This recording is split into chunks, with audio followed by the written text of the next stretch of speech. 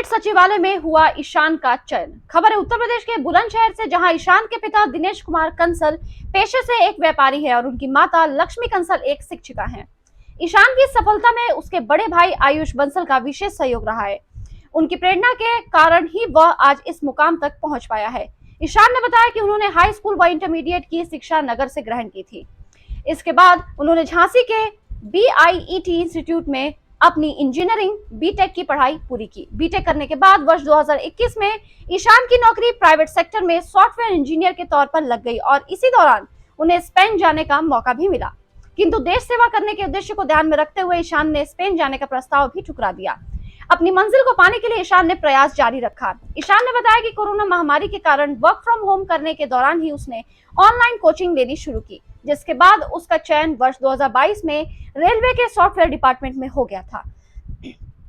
ईशान की माता, पिता और भाई ने उनको लगातार मंजिल तक पहुंचने के लिए प्रेरित किया, जिसके बाद ईशान ने फिर से अपनी ऑनलाइन कोचिंग लेनी शुरू की और कैबिनेट सचिवालय के लिए जून 2023 में आयोजित परीक्षाओं में भाग लिया। हाल ही में घोषित हुए परीक्षा परिणाम में ईशान का चयन कैबिनेट सचिवालय में सॉफ्टवेयर डिपार्टमेंट में हो गया है। ईशान ने अपनी सफलता का श्रेय अपने माता पिता व बड़े भाई को दिया है। इस अवसर पर पूर्व सभासद विनय अग्रवाल सहित परिजन उपस्थित रहे। सुनील कुमार, देखे बुलंदशहर से डिस्ट्रिक्ट इंचार्ज सुनील कुमार की रिपोर्ट।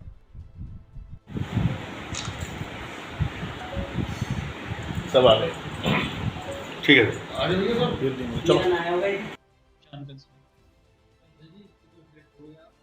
ये कैबिनेट सेक्रेटरीट में सॉफ्टवेयर डिपार्टमेंट में सिलेक्ट हुआ।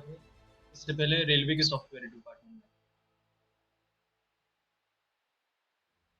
यहाँ तक पहुँचने के लिए किस प्रकार उपलब्धि, मतलब ये जो उपलब्धि आपने हासिल करी है, क्या बताना चाहते हैं थोड़ा विस्तार में? इसके लिए एग्ज़ाम कराता है डिपार्टमेंट और फिर ये रेगुलर वैकेंसीज तो नहीं निकालते हैं, लेकिन एज पर रिक्वायरमेंट इनकी वैकेंसीज निकलती हैं। तो इसके लिए मेनली जो सिलेबस रहता है वो गेट रिलेटेड रहता है, जो गेट कंप्यूटर साइंस का एग्ज़ाम होता है, और कुछ जो एडिशनल सब्जेक्ट्स होते हैं उनको अलग से प्रिपेयर करना होता है। कितने घंटे आपने?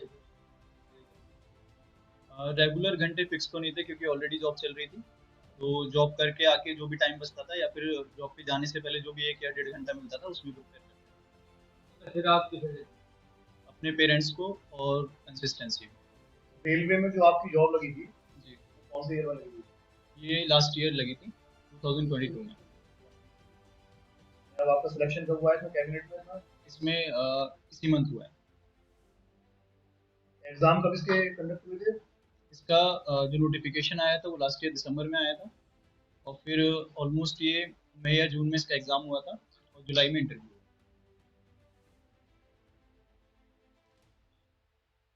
जिस प्रकार सिलेक्शन हुआ है, इसको लेकर युवाओं को किस प्रकार जवाब देना चाहते हैं, उसके बारे में क्या? उनको बस यही बोलना है कि वो ये ना सोचे कि हम लोग मेट्रोपॉलिटन सिटी से नहीं है तो हमें बड़ी बड़ी कोचिंग नहीं मिल रही है, तो हम ये चीज़ें अचीव नहीं कर सकते। इसी के लिए आप घर पे रह के भी, ज़रूरी नहीं आपको कोटा जाना है, दिल्ली जाना है या फिर किसी और सिटी में जाके प्रिपेयर करना है। आप कोई भी ऑनलाइन कोर्स परचेज कर सकते हैं, घर पे रह के प्रिपरेशन कर सकते हैं और सेल्फ स्टडी से भी हो सकते हैं। इसकी आगे की मंजिल और क्या रहेगी आपकी?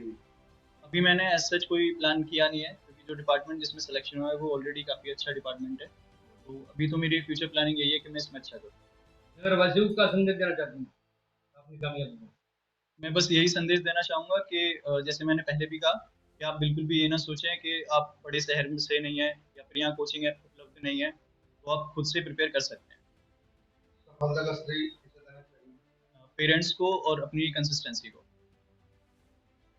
युवाओं के लिए क्या संदेश रहेगा आज जिस प्रकार आपका सिलेक्शन हुआ है? देखिए, मेरा जो बैकग्राउंड है वो सॉफ्टवेयर इंजीनियरिंग से रिलेटेड है, तो इसमें जनरली क्या करते हैं लोग, प्रीफर करते हैं कि बड़े बड़े पैकेजेस लगते हैं उनके, तो वो अपॉर्चुनिटी मेरे पास भी थी, लेकिन उन्हें चुनना होगा। अगर उन्हें लगता है कि उन्हें बेटर पैकेज की तरफ जाना है तो प्राइवेट सेक्टर उनके लिए अच्छा है, लेकिन अगर उन्हें लगता है कि हमें थोड़ा सा देश सेवा की तरफ जाना है तो उनके लिए भी काफ़ी अपॉर्चुनिटीज़ है गवर्नमेंट सेक्टर। जो आपकी तैयारियां रही हैं, उससे यहाँ पर आपने आज ये मतलब माता पिता को दिया है, उसको लेकर किस प्रकार तैयारियां थी? माता पिता के साथ साथ आपने किस प्रकार यहाँ पर तैयार करी है और कैसे सीढ़ियों को पार किया है? मेरा जो बैच था वो 2021 का पास आउट है बीटेक, तो उस दौरान भी मैं जॉब कर रहा था जस्ट पास आउट होने के बाद। इससे पहले मैंने TCS और नगारो जैसी कंपनीज में काम किया है। तो उस वक्त कोविड का दौर था, तो वर्क फ्रॉम होम चल रहा था, वर्क फ्रॉम होने के बाद भी मैं प्रिपरेशन कर रहा था रेलवे वाली जॉब के लिए। तो जॉब के साथ साथ जैसे ही प्रिपेयर करना था तो पेरेंट्स की ये हेल्प रहती थी कि वो मुझे कुछ भी करने नहीं देते थे। लाइक मुझे अगर खाना पीना है तो वो फिर जहाँ मैं बैठा हूँ वहीं पर ला के दे देंगे। मुझे कुछ भी पढ़ाई से और अपनी जॉब के अलावा एक्स्ट्रा काम नहीं करना पड़ता था। उसके बाद फिर मेरा रेलवे में सिलेक्शन हुआ टीसीएस के बाद। फिर वहाँ जॉब करते-करते उसका मेरी दिल्ली पोस्टिंग है। फिर तब मैंने इस जॉब के लिए प्रिपेयर किया।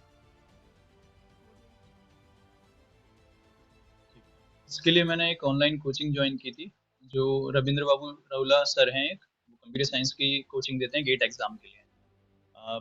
इनिशियली उनकी अपनी कोचिंग थी, रिसेंटली उन्होंने अनअकैडमी को जॉइन कर लिया है। तो इससे फ़र्क नहीं पड़ता आप किससे कोचिंग कर रहे हैं, बहुत सारे प्लेटफ़ॉर्म हैं, अनअकैडमी है और अब गेट ओवरफ्लो है, ठीक है? और भी कुछ इंडिविजुअल टीचर्स हैं जो खुद से पढ़ाते हैं। तो आप किसी भी कोचिंग को जॉइन करें, बस कंसिस्टेंट रहें, अपना थ्योरी कंप्लीट करें सबसे पहले, मॉक टेस्ट इसमें सबसे ज़्यादा इम्पोर्टेंट होते हैं। आप मॉक टेस्ट जितना ज़्यादा देंगे, आपका कॉन्फिडेंस बढ़ता रहेगा और जो गलतियाँ होने के चांसेस है वो कम हो जाएँगे। अच्छा ईशान, जैसे और बच्चे होते हैं वो सोचते हैं कोटा जाएं, दिल्ली जाएं कोचिंग जी। करें, तो कभी सोचा इस बारे में कि मुझे भी कोटा जाना है, दिल्ली जाना है कोचिंग करने? एक्चुअली 12th के बाद मैं कोटा खुद भी गया था, तो मेरे को वहाँ का भी एक्सपीरियंस है, लेकिन इस एग्ज़ाम के लिए मैंने घर से स्टडी करी।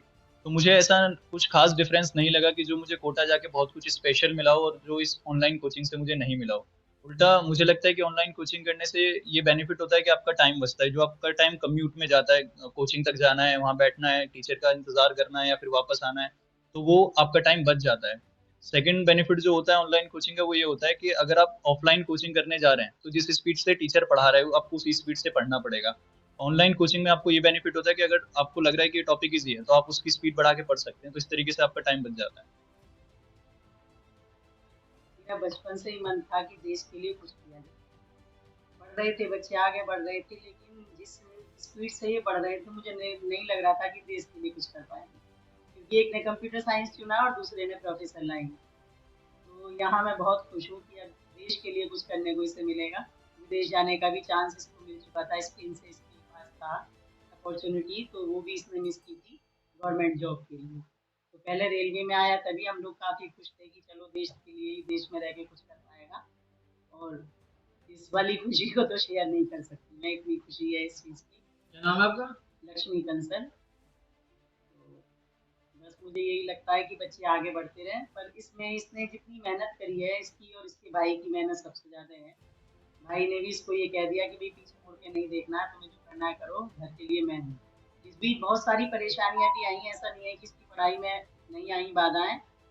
मेरी भी तबीयत खराब हुई, इसके पापा की तो बहुत ज़्यादा तबीयत खराब हुई। पहला गेट का जो एग्ज़ाम था ये मिस कर गया था इनकी तबीयत खराब होने के चक्कर में, लेकिन दूसरी बार फिर से वापस से खड़े होना एक बच्चे का ही एहसास है। इसके लिए मैं इसी को श्रेय दूंगी कि इसने, और इसको मोटिवेट करने में इसके भाई का, आयुष कंसल का सबसे बड़ा हाथ है। इसने यही कहा कि भाई घर की जिम्मेदारियां मैं देखूंगा, आप बस अपना देखो।